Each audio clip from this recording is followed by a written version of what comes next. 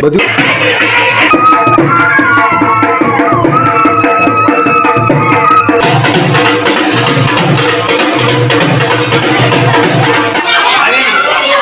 તો ભાઈ એની હેઠળની પટ્ટી છે ને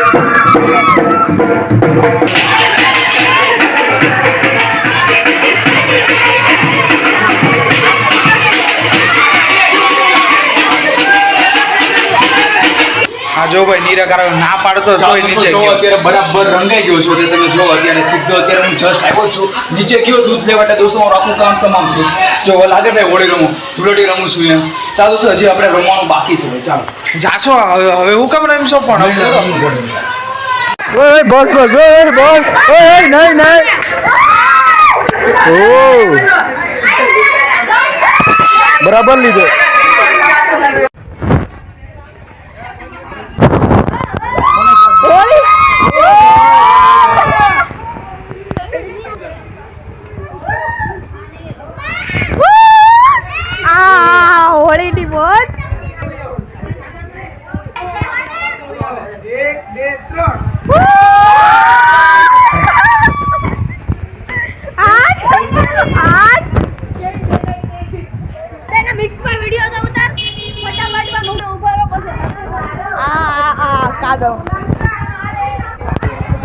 મોબાઈલમાં આવશે હોળી છે ધૂળેટી છે મિત્રો આજે જો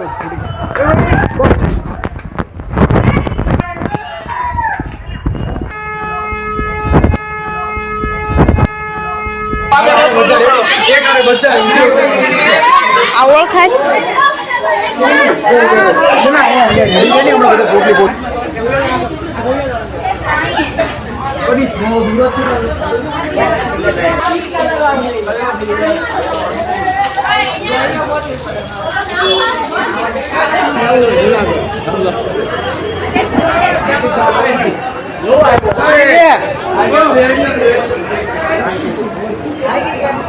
ચાલો ભાઈ સામુદ્ર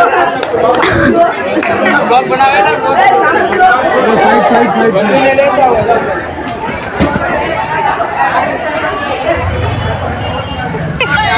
વિડિયો ફોન से રાડો નાખો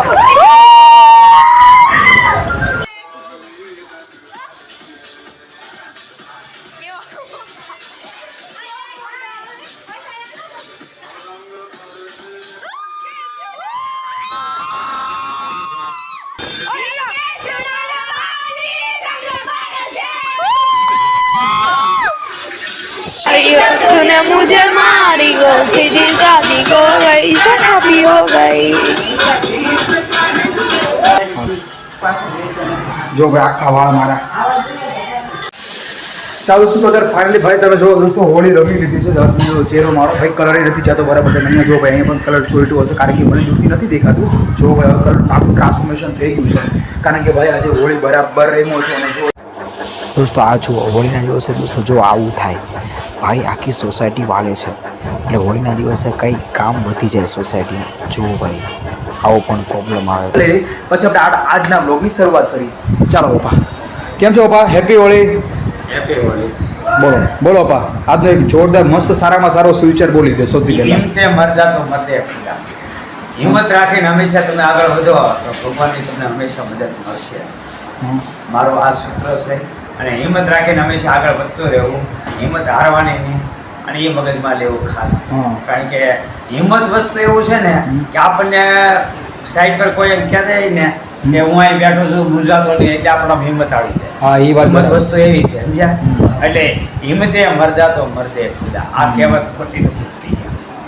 ચાલો બીજું તમને કહું એક હોળી અને અને દોસ્તો, જે અમારી જે હોળી હતી અને મારા પપ્પાની જે જમાનાની જે હોળી હતી, જે 1975, 72, 70 કેવી હોળી હતી, પપ્પા મને એના વિશે થોડી કંઈક કહો ને. હા, હું જ્યારે નાનો હતો ને, હા, જ્યારે અમે શેરીમાં રમતા ત્યારે બાથરૂમની અંદર બાથરૂમ જાતી વખતે જે ડબલા આવતા એની અંદર ગાય ભેંસનું સાણ હોય એમાં ઓહોહો. પાણી ઉડાડતા, માથે નાખતા. પછી દેહમાં આપણે જો મેં પપ્પાની હોળી જોયો તો ખાલી પાણી જાતું હોય અને એની કિનારી પર કાદવ કીચડો હોય એ નાખીને ઉડાડતા. કલર ને એવું તો કાંઈ હતું નહીં, કલર કોઈ લેતા નહીં ક્યારે. અને કલર વસ્તુ કોઈને એકદમ ફ્રેશ થઈને આવીએ અને એટલી બધી મજા આવે. એ બાળપણની તો વાત જ શું કરવી. અને અત્યારના સમયની બાળપણની વાત છોકરા હોય એની જો બાળપણની વાત. જો દોસ્તો, અમે જે અમારી જે હોળીની વાત કરીએ, તમે લોકોએ બ્લોગ તો જોઈ દીધો હશે. ઠીક છે, જેટલા લોકો આપણા રેગ્યુલર જેટલા લોકો બ્લોગ જોવો છે એ લોકોને ખબર છે, બ્લોગ જોઈ લીધો. એટલે દોસ્તો, જો આપણે જે જનરેશનના જે હોળી ધૂળેટી છે એ તમે જુઓ, અને પહેલા જે રમતા ને એટલે દોસ્તો કેટલું બધું વેરિએશન આવી ગયું. તમે જો ભાઈ, મા પપ્પા કે મને તો એવું લાગે ભાઈ અમે તો કાંઈ આઈડિયો કાંઈ કહેવાય જ નહીં. કેવી રીતે અમે લોકો રમે, તમને લોકોને ખબર જ છે. તમે લોકો રમો જ છો કે અને તમારી આજુબાજુ પણ લોકો રમે છે, તમને લોકોને પણ ખબર જ છે કે દોસ્તો કઈ રીતે રમે છે. અને પહેલાં જે રમતા ને ભાઈ, જબરજસ્ત રીતે એકદમ પ્યોર હોળી રમતા. કારણ કે એમ કાદવ કીચડથી રમતા ભાઈ, હે ને પપ્પા? એમ આખા હુર આવી જાય એ રીતે રમતા, અલગ પ્રકારનું રમતા ભાઈ, હે ને પપ્પા? આખું રમતા એ પણ બહુ મજા આવતી, સમજ્યા? કારણ કોઈ લડાઈ ઝઘડો કરતા નહીં, કોઈ વસ્તુ કઈ નહીં, અને પ્રેમથી એ બધા રમતા. અને સરખા યુવાનો હોય એટલે યુવાનો બધા રમતા હોય. અને ક્યારેય કોઈને દુઃખ ન લાગે, કાંઈ નહીં, થોડું ઘણું વાગ્યું તો કોઈ એમ ન કે મને વગાડ્યું આમ છે તે, કોઈ ફરિયાદ ન કરે પરિવારમાં. અને બધા નીચે નાવા જઈને એટલા બધા નાઈને એટલા બધા મજા કરીએ.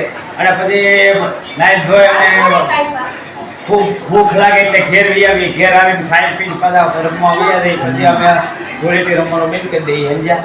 અને પછી અમારી રીતે જે રમતા હોય અમે એ રમવા મળી ગયા. પણ દોસ્તો, તમે અત્યારે જુઓ, અત્યારે જસ્ટ હું હોળી રમીને આવ્યો છું. તમે જુઓ, અત્યારે કપડાં મેં પહેરી લીધા છે અને થોડોક કાંઈ કલર પણ જોડો. ભાઈ, આ કલર જાતોય નથી.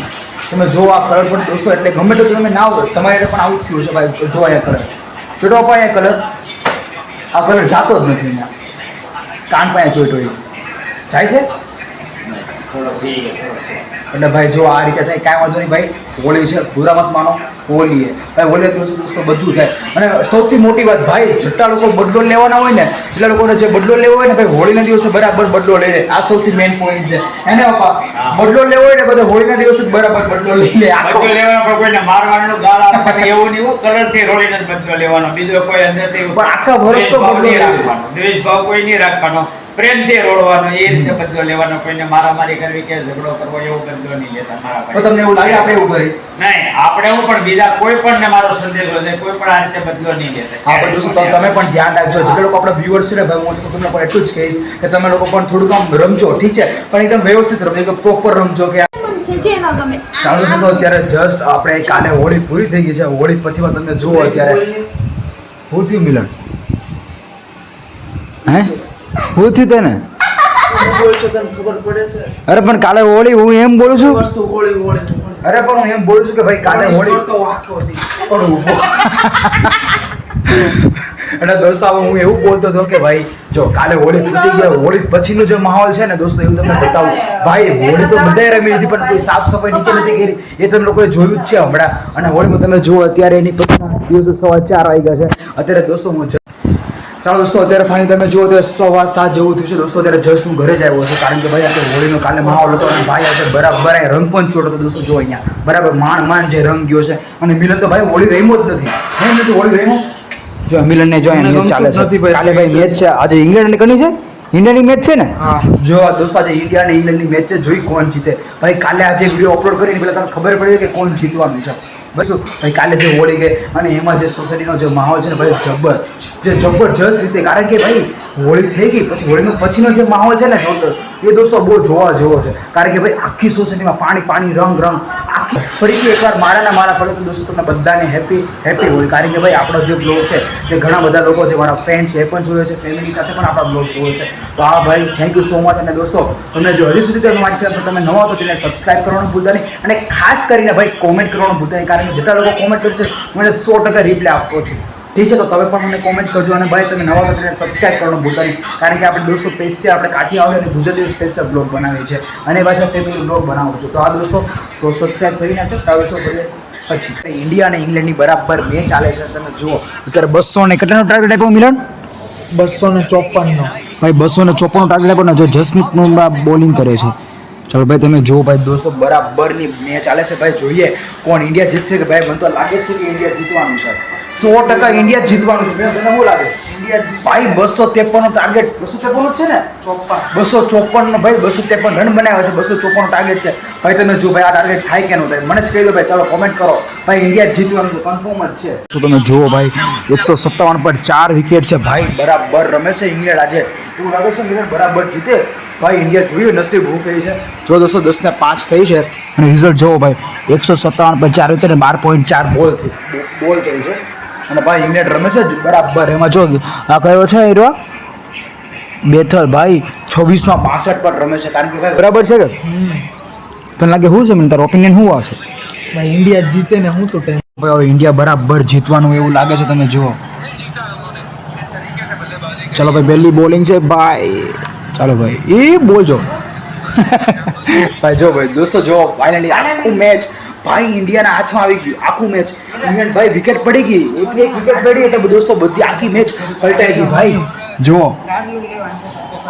ભાઈ દોસ્તો જો ઇન્ડિયા દોસ્તો ઇન્ડિયા. ચાલો દોસ્તો એક બોલ બાકી છે ભાઈ, એક જ બોલ લાસ્ટ. એક બોલ વિકેટ 6. ઓ ભાઈ દોસ્તો 7 રનથી ખાલી હાર્યું. તો ખાલી 7 રનથી હાર્યું. ખાલી દોસ્તો 7 રનથી. ભાઈ જો તો ખરા જોરદાર પ્રેમો લાગે છે ભાઈ ઇંગ્લેન્ડ. જો ભાઈ સેલિબ્રેટ જોરદાર કરે છે. ચાલો છે તો ફાઇનલી ભાઈ ઇંગ્લેન્ડ અને ઇન્ડિયાની મેચમાંથી દોસ્તો ઇન્ડિયા વિન થઈ ગયું છે. તેની સાથે જ હવે દોસ્તો આજના બ્લોગને એન્ડ કરું છું. આઈ હોપ કે તમને આજનો બ્લોગ સારો લાગે. ચાલો દોસ્તો આજનો બ્લોગ સારો લાગે લાઈક કરી દેજો, ચેનલ પર ન કરી સબસ્ક્રાઇબ કરવાનું ભૂલતા નહીં. ફરી પછી નવા બ્લોગમાં ત્યાં સુધી બાય આવજો.